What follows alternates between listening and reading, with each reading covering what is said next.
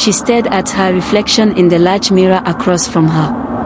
Her hair, once a simple black braid, now shimmered like strands of silver, her skin glowing with an unnatural radiance. She looked like a queen, a goddess even. But as she gazed deeper into her eyes, she saw something that made her heart flutter in fear, a darkness, a coldness that hadn't been there before. "Is this what I have become?" she whispered to herself. "Is this what it takes to be powerful?" But the thoughts were fleeting. She shook her head and pushed them away. She had everything now: the power to heal, to see the future, to bend fate itself to her will. What more could she possibly need? Yet, that gnawing emptiness remained, a constant reminder that something was wrong, something was missing. That night, as the full moon rose high over the village, Mama Do-It-All slipped quietly from her house and made her way down to the river. The cool air brushed against her face, but her mind was elsewhere, lost in thought. The moonlight reflected off the water's surface, casting an eerie glow that made the whole scene feel surreal. When she reached the edge of the river, she hesitated. Her heart raced, and a deep sense of unease settled in her stomach. Tonight, something felt different. It was as though the river was calling her, but it wasn't the familiar voice of the queen she had grown accustomed to. No, this was something else. Something darker. I see you're enjoying the story. Please subscribe if you want to continue seeing interesting stories like this. Have you subscribed? Okay, now back to the story. In the small village of Odon, nestled between the rolling hills and the wild river, there was a woman known to all as Mama Do-It-All. She had a reputation that stretched far beyond her village, even into the neighboring towns. Mama Do-It-All wasn't just a prophetess, she was a healer, a teacher, and a guide. Her words were trusted, her prayers were sought after, and her blessings were known to bring peace and prosperity to anyone who came to her.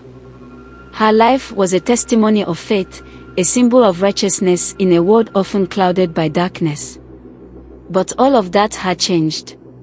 Once, Mama Do-It-All had been able to see visions, to feel the pulse of the universe in her hands. She could touch a sick person and heal them in an instant. She could interpret dreams with uncanny accuracy and predict the future with such precision that even the most hardened skeptics had no choice but to believe. But slowly, over time, her powers began to fade. At first, it was subtle: she couldn't heal as quickly as before, or she had difficulty understanding the dreams people brought to her. She began to question herself, her faith, and the purpose of her work. Was she losing her connection with the spirits? Was it possible that her prayers were no longer reaching the heavens? And then, the worst happened. Her followers began to leave. One by one, they drifted away, searching for new prophets and healers who could perform the miracles they needed. They no longer came to her for guidance, no longer believed in her powers. The sick found new healers. The lost found new prophets. The dreams they had once shared with Mama Do-It-All turned into whispered gossip about her failure. It was as if a dark cloud had descended over her life, and no amount of prayer or fasting could lift it. Mama Do-It-All watched helplessly as her once thriving ministry crumbled. The village that had once hailed her as a queen now looked at her with pity. The children who used to call her Auntie Mama Do-It-All now looked away when they saw her. Her heart grew heavy, and the weight of her loss pressed down on her. She spent countless nights praying by the river, asking the spirits for answers. "What happened to me?" she would cry into the wind. "Why have you forsaken me?" But the silence from the heavens was deafening. The river, once a source of peace and clarity, now felt cold and distant. Mama Do-It-All had reached her breaking point. She felt like a failure. She had lost her faith, her power, and her people. She no longer knew who she was. She was just a shadow of the woman she had once been. And in her desperation, she knew she needed help. But where could she turn? Who could show her the way when she had already walked every path she knew? One evening, In the dead of night, as the moon cast an eerie glow over the village, Mama Do-It-All made her decision. She would go to the oldest prophetess she knew, someone who had been in the spiritual world far longer than she ever had. This prophetess was known as Mama Afolabi, a woman whose powers were whispered about in fearful tones. Some said she could see the future, others said she had control over spirits that no one else could even imagine. Mama Do-It-All had never dared to ask Mama Afolabi for help before, but now, in her desperation, she had no choice. She needed to know the truth. She needed to find the strength to heal herself and her broken ministry. And so, she traveled to Mama Afolabi's hut, a small, dimly lit place at the edge of the village. When Mama Do-It-All entered, she was struck by the cold, heavy air in the room. Mama Afolabi was seated on a chair, her eyes closed, as though she had been waiting for her. Without a word, Mama Afolabi gestured for Mama Do-It-All to sit. "What brings you here, child?" Mama Afolabi asked, her voice low and gravelly, yet full of authority. "I need your help," Mama Do-It-All said, her voice trembling. "I have lost my powers. The spirits have turned their backs on me, and my people have left me. I have nothing left. Please, show me the way."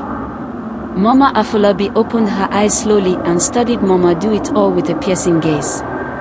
"You seek power," she said simply. "But be careful what you ask for the price is high." Mama Do-It-All nodded eagerly. "I am willing to do anything. I can't go on like this. I need my gifts back." Mama Afolabi's lips curled into a small, knowing smile. "There is a way," she said softly. "But it is not a path of light. It is a path of darkness, where the line between good and evil is blurred. It is the path to the Marine Kingdom." Mama Do-It-All's heart skipped a beat. "The Marine Kingdom," she whispered. She had heard of it before, but the stories were always told in hushed tones, full of fear and dread. The Marine Kingdom was a place of unimaginable power, ruled by a queen who could give anything to those who served her. But there was always a price, a terrible price. "Yes," Mama Afolabi continued, her voice growing darker. "The Queen Mother of the Marine Kingdom can give you the power you seek. She can restore your gifts and make you more powerful than you have ever imagined. But in exchange, she will take something from you. Something precious." Mama Do-It-All swallowed hard. She didn't care. She would do anything to regain her powers. "I am ready," she said, her voice barely audible. Mama Afolabi leaned forward and placed a hand on Mama Do-It-All's. "Then go to the river at midnight," she instructed. "There, you will meet the queen. She will give you what you seek, but remember, once you make the pact, there is no turning back." With those words, Mama Do-It-All left Mama Afolabi's hut and made her way to the river. The night was still, and the river reflected the full moon in its dark waters. Mama Do-It-All stood at the water's edge, her heart racing. The air was thick with an unnatural energy. She could feel the river calling to her, pulling her in. Without hesitation, she stepped into the water, letting it engulf her. Suddenly, the world around her began to change. The river seemed to swirl and pull her deeper, faster than she could swim. She gasped for breath as her body began to change. Her legs began to fuse together, and she felt her feet turn into something else, something cold and smooth. Her skin shimmered, and her hair floated around her like seaweed. When she opened her eyes, she was no longer standing on the riverbank. She was in a vast underwater kingdom, surrounded by creatures she could not comprehend. And there, seated on a throne of coral, was the Queen Mother of the Marine Kingdom. The queen was magnificent. Her skin glistened like pearls, and her eyes shone with a haunting light. She was both beautiful and terrifying. "You have come," the queen said, her voice echoing in Mama Do-It-All's mind. "You seek power, and I will give it to you. But in exchange, you must give me what I want." Mama Do It All knelt before the queen. I will give you anything. Just restore my gifts. Give me the power to heal and to see. The queen smiled, a cold, knowing smile. Very well. But remember, when you take from me, you give something in return. I will take the destinies of your followers. Their lives will be mine to control. Mama Do It All didn't hesitate. She had nothing left to lose. I agree, she said. And with that, the queen of the marine kingdom granted her the power she so desperately sought. Mama Do It All felt her strength surge within her, more than she had ever known. She was now a mermaid, a creature of the sea, and her powers were beyond anything she could have imagined. As the days passed, Mama Do It All's wealth and influence grew exponentially. She could heal the sick with a single touch, predict the future with chilling accuracy, and perform miracles that left the villagers in awe.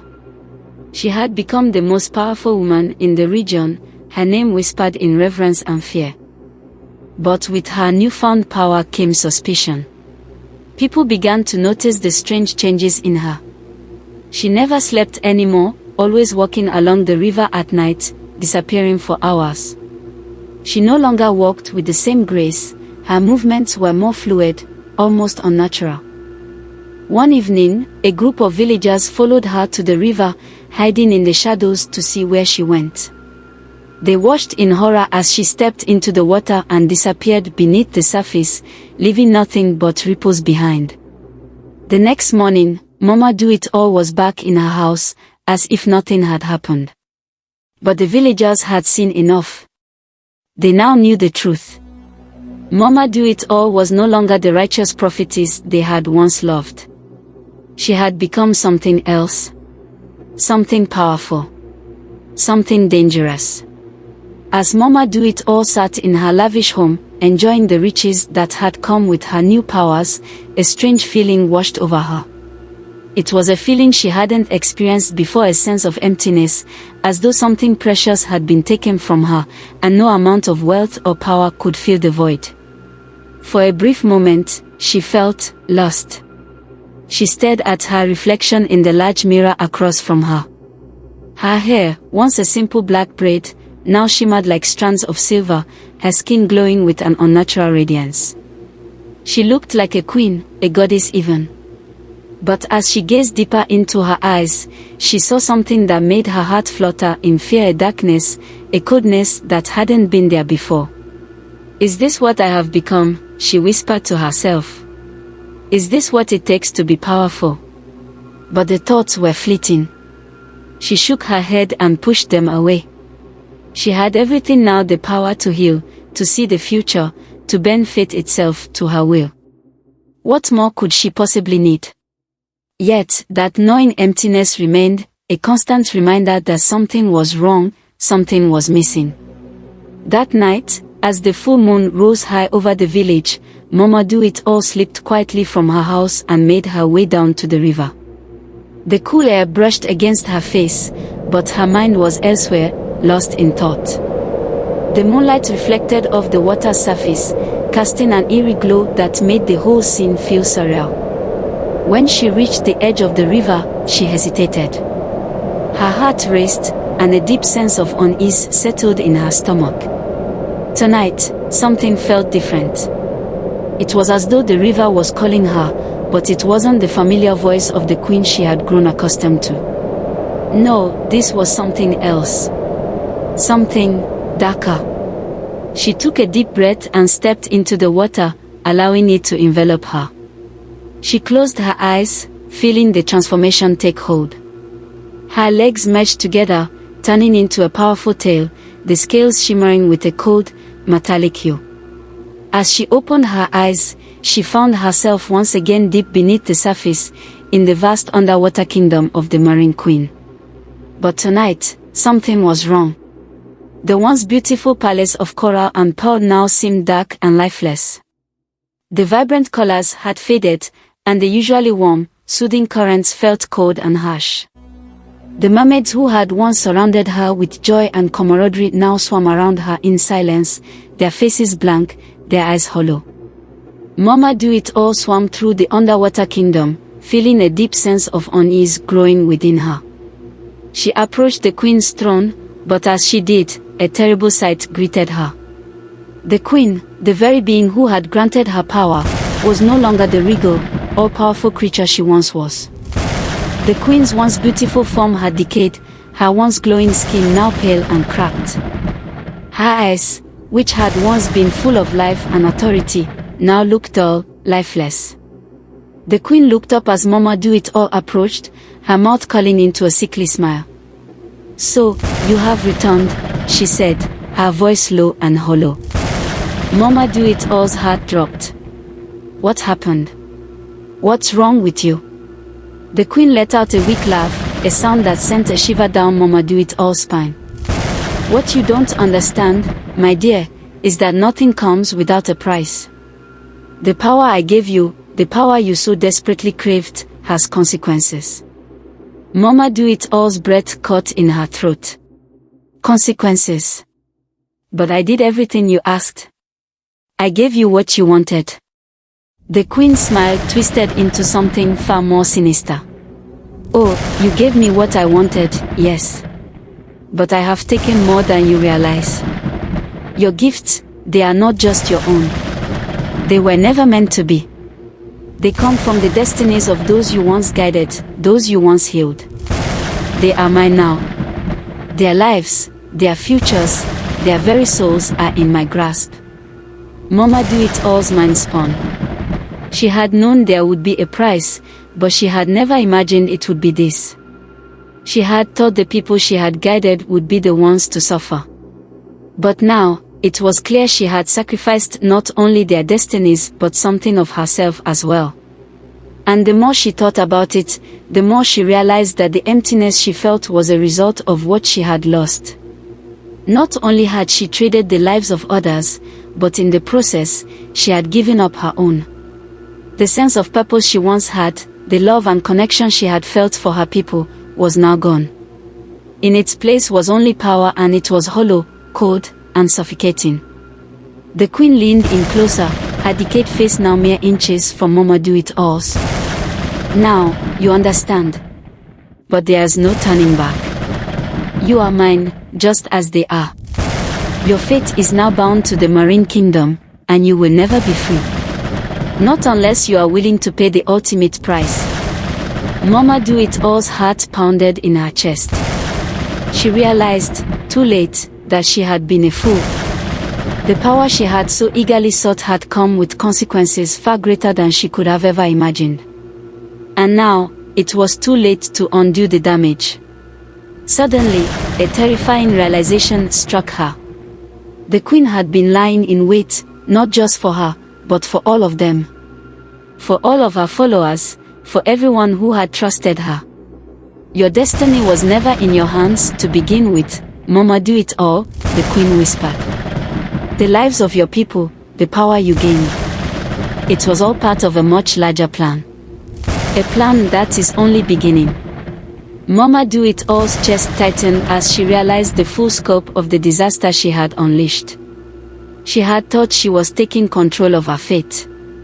But instead, she had allowed herself to become another pawn in a game far older and more dangerous than she had ever imagined. With no warning, the underwater kingdom around her seemed to collapse. The walls cracked, the sea creatures fled, and the once beautiful coral palace began to crumble. The queen's laugh echoed through the collapsing ruins, her voice dripping with malice. Mama Do-It-All swam desperately, trying to escape, but the water itself seemed to resist her, pulling her down deeper into the abyss. She could feel her power slipping away, as though the very life force that had sustained her was being drained. Back on the surface, the villagers had begun to notice that something was amiss. Mama Do-It-All had not returned from the river. And worse, the once joyous, prosperous village was now suffering. Crops began to wither, the water ran dry, and an eerie silence fell over Odon. Was it possible that the very power Mama Do-It-All had sought had cursed the land itself? Was this the price she had unknowingly paid? As the sun began to set, the villagers gathered by the river once again, uncertain of what to do. They could feel the shift in the air, the change that had taken place, but they had no way of knowing whether Mama Do-It-All would ever return or if they were witnessing the beginning of the end. And somewhere, deep within the marine kingdom, Mama Do-It-All's fate hung in the balance.